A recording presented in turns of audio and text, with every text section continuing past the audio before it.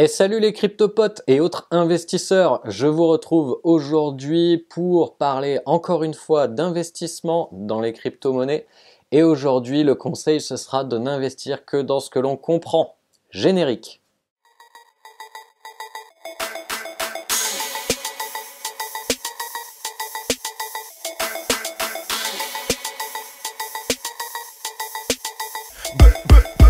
Dès que j'arrive dans le truc, je vais dégueuler tous les gens qui sont posés dans le stud. Alors, pourquoi se mettre en difficulté d'entrée de jeu? Bien évidemment,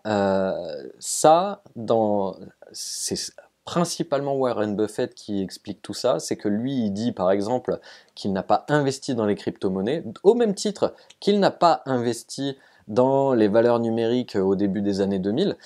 Non pas parce que ce ne sont pas des bonnes valeurs et que ça ne va pas faire de la plus-value, tout simplement parce que il n'y comprend rien.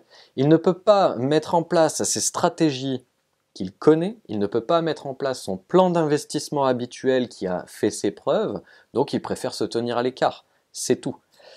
Donc la complexité d'un projet n'apporte rien à la valeur de l'entreprise. C'est pas parce que une entreprise crée un truc révolutionnaire, hyper complexe, avec des chercheurs qui viennent de n'importe quel pays et qui sont tous des doctorants. Je suis en train de reprendre un exemple vraiment parfait d'une crypto dont j'avais parlé dans un top. Si vous ne voyez pas ce qu'ils font, comment est-ce que vous pouvez vous imaginer à long terme quelle va être la stratégie de cette entreprise? Vous ne pouvez pas savoir.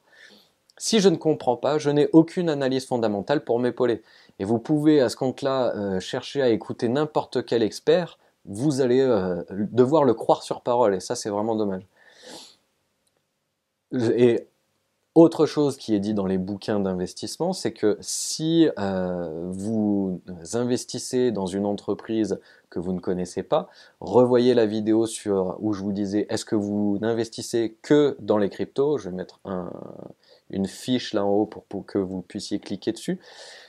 Si vous investissez simplement dans le cours et non pas dans une valeur d'entreprise, vous ne faites pas de l'investissement, vous faites de la spéculation. Je ne me réfère qu'à des données à court terme, bien évidemment, puisque vous êtes obligé de lire et de savoir qu'est-ce qu'on vous dit de cette entreprise. Puisque vous ne savez pas exactement ce qu'elle fait, vous ne comprenez pas grand-chose à ce qu'elle raconte. Donc vous suivez simplement les analyses, qu'elles soient court terme ou pas, et les analyses fondamentales, n'en parlons même pas, il y en a, enfin, ça n'a pas vraiment de sens, mais en tout cas, les analyses statistiques, vous allez vous fonder que là-dessus.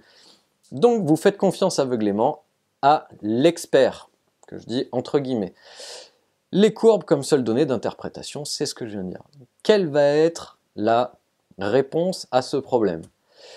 Si je comprends, alors à ce compte-là, j'ai plus facilement une vision à long terme. Une entreprise comme, je ne sais pas moi, une entreprise dans le milieu de la bourse traditionnelle qui va travailler sur des valeurs numériques d'un tout nouveau processus révolutionnaire, mais dans un truc qui n'existe pas encore, qui n'est pas encore un bien de consommation, qui est utilisé par l'armée, mais pas encore utilisé par nous, pauvres citoyens. Comment est-ce que je peux savoir comment est-ce que ça va aller dans le long terme? Par contre, une entreprise comme, je sais pas moi, McDonald's ou un truc qui vend de la bouffe, un truc qui vend quelque chose de très concret, de Coca-Cola ou quoi, c'est pas du placement de produit, c'est très simple. Les gens ont besoin de boire, les gens aiment le coca, les gens aiment les choses sucrées, les gens aiment se désaltérer, les gens aiment manger, rapidement, les gens aiment manger rapidement un truc bon et sucré. Donc voilà, on a déjà une vision long terme. On sait que c'est pas des entreprises qui vont se casser la gueule dans 5 ou 10 ans. Alors qu'une entreprise, comme dit Buffett, qui est dans le numérique, elle peut être toujours là dans 50 ans, mais on n'en sait rien, parce que si ça se trouve, son truc va être complètement dépassé dans 4 ou 5 ans. Une entreprise dont le business model est prévisible. Donc, c'est pour ça qu'il faut aussi lire les white papers dans le milieu des crypto-monnaies et lire les feuilles de route. C'est-à-dire, si vous avez lu le white paper, que vous comprenez de quoi il s'agit, que vous avez compris qu'est-ce qu'ils font, et que du coup, quand vous lisez la feuille de route, vous savez exactement quelles vont être les échéances et que vous vous dites, bah punaise, quand ils vont arriver à cette échéance-là, je suis sûr que là, l'entreprise va vraiment pouvoir faire plus de bénéfices. À ce compte-là, vous pouvez y aller. J'échafaude des stratégies sur les éventuelles tournures à venir.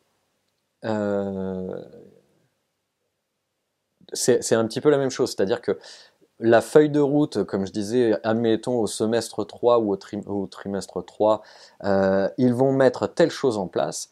J'estime que ça va être bénéfique pour eux. Par contre, au quatrième trimestre, ils vont faire quelque chose où ils vont revenir un peu en arrière. Bon, bah là, mon portefeuille, peut-être qu'il va falloir que je fasse ci ou que je fasse ça. Ça dépendra de mon plan d'investissement. Et par contre, au semestre 6, je vois qu'il y a encore quelque chose qui me semble vraiment prometteur. Donc, voilà, je peux éventuellement avoir des stratégies sur ce qui va se passer plus tard. Si je comprends rien à la société, vous pouvez toujours essayer de faire ça, vous n'y arriverez pas. Je comprendrai mieux les prises de décision des gestionnaires.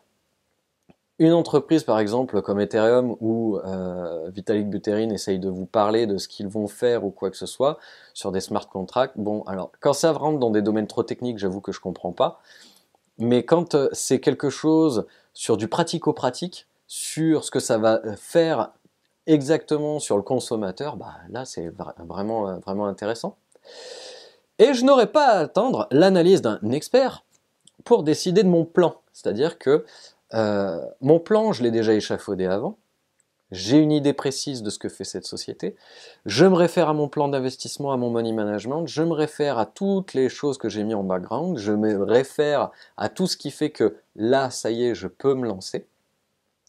Et voilà, pas de problème. C'est-à-dire que j'ai pas à faire appel à un YouTuber quel qu'il soit pour qu'il me dise que c'est bon, je peux y aller ou c'est bon, je peux pas y aller.